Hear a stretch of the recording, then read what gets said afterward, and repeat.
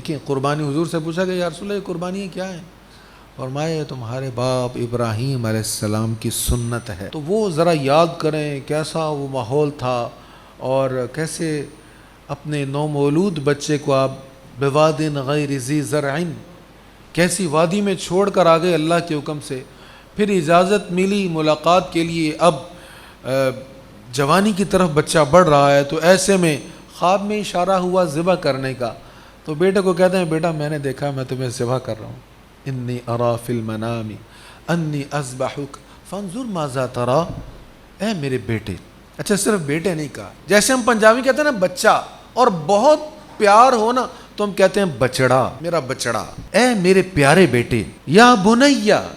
بنی انی ارا فی المنام، اے میرے پیارے بیٹے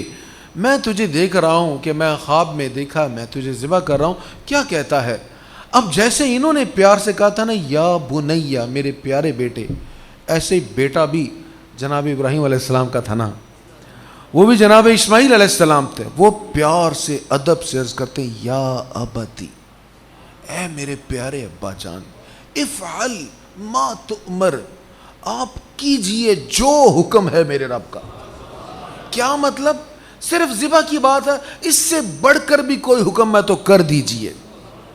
افعل ما تؤمر، آپ جو حکم آپ کو دیا گیا ہے آپ کیجئے، انشاءاللہ من الصابرین، میرے رب نے چاہا تو آپ مجھے صبر کرنے والوں میں پائیں گے۔